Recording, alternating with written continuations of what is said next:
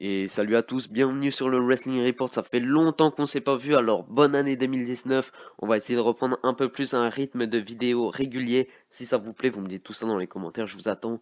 Et aujourd'hui, on va parler d'un sujet, mais oh là là, on le voit de partout, il fait énormément parler de lui. On va parler de la All Elite Wrestling, la compagnie financée par Cody Rhodes et les Young Bucks. Quel superstar de la WWE devrait y aller pour un avenir meilleur? C'est tout de suite. Dolph Ziggler. Dolph Ziggler est une de mes superstars préférées. Je pense que malgré le fait que c'est vrai, il a eu une bonne année 2018, il devrait maintenant se tourner vers de nouveaux horizons avant de, pourquoi pas, retomber dans les oubliettes. Et ça me fait bien peur. Je pense qu'il est l'un des meilleurs catcheurs de notre génération.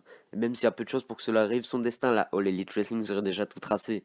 Il nous offrirait des performances incroyables, des rivalités incroyables. Et aurait enfin les couronnements qu'il mérite depuis tant d'années.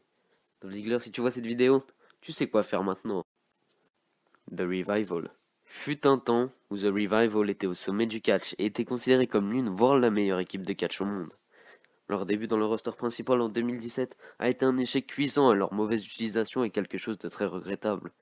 Les deux anciens champions de la NXT méritent mieux, et c'est la raison pour laquelle ils devraient partir à la All Elite Wrestling selon moi. Imaginez juste un peu ça 2 secondes, ok? The Revival en face à face contre The Young Bucks. Moi je sais pas vous, mais rien que ça j'achète directement sans même réfléchir une seule seconde. Cesaro. Alors oui, Cesaro n'est pas trop à plaindre, depuis fin 2016 il a enchaîné les règnes de champion par équipe avec Sheamus à la fois à Raw et à SmackDown. Mais bon, même si j'apprécie The Bar, quand est-ce que tout ça va se terminer, sérieux? Le Swiss Superman il pourrait accomplir tellement de choses encore, et tous les fans sont d'accord je pense pour dire qu'il mérite bien mieux. Son niveau in-ring est tout simplement phénoménal, et j'ai envie de le voir se concentrer dans une carrière solo ailleurs qu'à la WWE. C'est donc pour ça que je pense que la All Elite Wrestling serait donc le lieu idéal pour lui. Zack Ryder. Il y a peu de temps, Zack Ryder s'est plaint sur Twitter après n'avoir eu aucun match télévisé à Raw en 2018. Et puis bon, c'est vrai qu'on peut comprendre la frustration de Ryder. C'est un bon performeur in-ring, il est jeune et il pourra encore accomplir beaucoup de choses à la All Elite Wrestling. Malheureusement, voilà, la WWE ne semble pas voir le réel potentiel de Ryder et ne lui donne aucun run sérieux depuis des années. Et puis qui sait, il pourrait se ramener à la All Elite Wrestling avec une superstar de Raw qui est elle aussi mal utilisée. Vous voyez peut-être de qui je parle? Non? Je parle bien évidemment de Kurt Hawkins, son ancien partenaire, qui détient le record grandissant des défaites dans la compagnie. Tyler Breeze. Tout comme The Revival, Tyler Breeze était un pilier majeur de NXT. Son personnage et ses matchs nous laissaient croire qu'il aurait une grande carrière et dans le roster principal, et au final je pense que nous nous sommes tous trompés. Enfin, non, je dirais que c'est la WWE qui s'est trompée. Enfin, regardez ce mec, regardez-le, regardez-le. Prince Pretty pourrait faire de très grandes choses à la All Elite Wrestling, j'en suis persuadé. C'est simplement que la WWE ne lui a pas permis de faire ces choses une fois dans le grand bain. Et moi, j'appelle ça du gâchis de talent. Luke Gallows et Carl Anderson de The Club. En 2016, après des mois d'attente, de rumeurs, de hype, l'équipe de Luke Gallows et Carl Anderson a enfin débuté à Raw.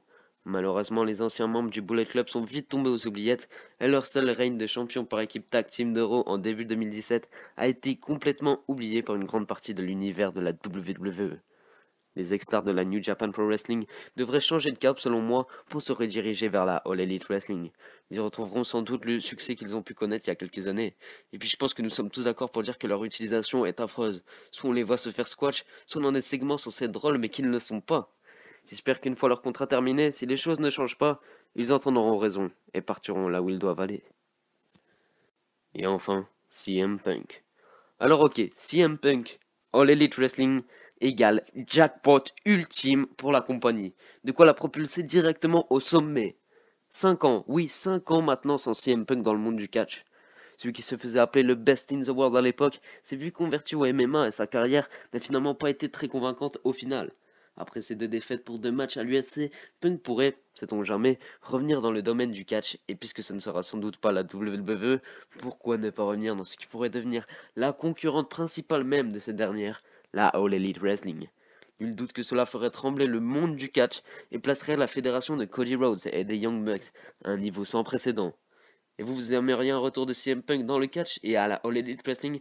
Dites-moi ça en commentaire. Je pense qu'on va se laisser là-dessus. C'est tout pour cette vidéo. J'espère qu'elle vous a plu. Vous me dites tout en commentaire pour reprendre un rythme. C'est parti. Bonne année 2019 à tout le monde. C'était le Wrestling Report.